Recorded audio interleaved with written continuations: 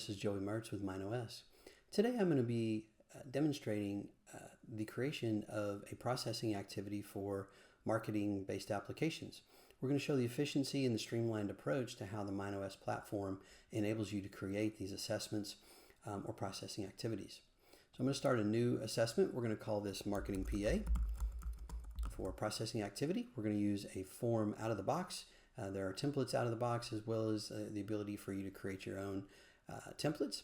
I'm just going to populate some information here as we go through and show you some of the fields that happen to be in this specific template.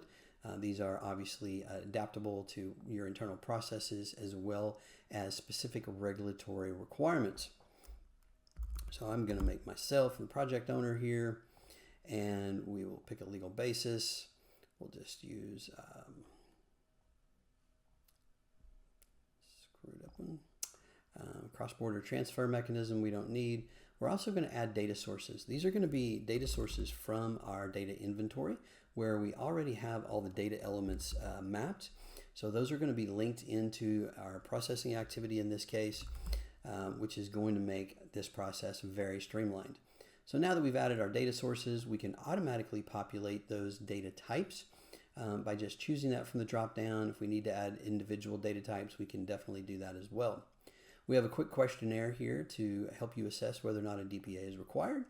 Comments for reviewers, risks that can be added from the out-of-the-box list of risks here, or custom risks that you can create yourself. We'll populate some information here on this risk assessment. And then we can also make a judgment on an overall estimated risk. We can link in other assessments if that's relevant. It's not in our situation. And we can also create a data flow map. Now we have all of our applications, so we can make some quick adjustments here and adjust the flow of those applications so that our data flow map is appropriate when we get ready to print our RoPA.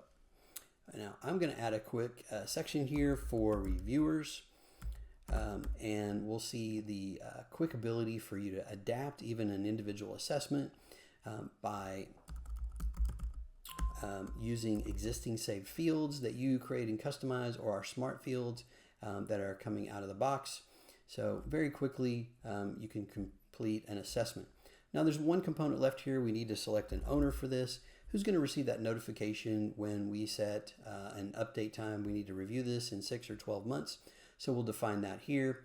We're going to quickly save all of our work that we've completed. And then the next step would normally be here to get input or feedback based upon the specific processing activity or the data elements associated with the applications in our processing activity.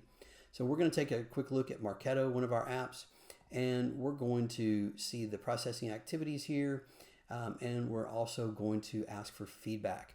So we're going to pick one of the employees in the company as the individual that can give us feedback on this specific processing activity, and then we're going to send them a request. That's going to go via email. So if we come back to our data map list, we'll see now that Marketo shows pending feedback, and that feedback will go back into our assessment. For the sake of our conversation today, we're going to assume that we've received that feedback. We're going to mark this assessment as approved, and we're going to set a new review date somewhere out in the future. Maybe that's 6 or 12 months. So we make sure we get that notification when that assessment is required to be reviewed again. So the last component of our conversation and demonstration today is to actually print the RoPA report.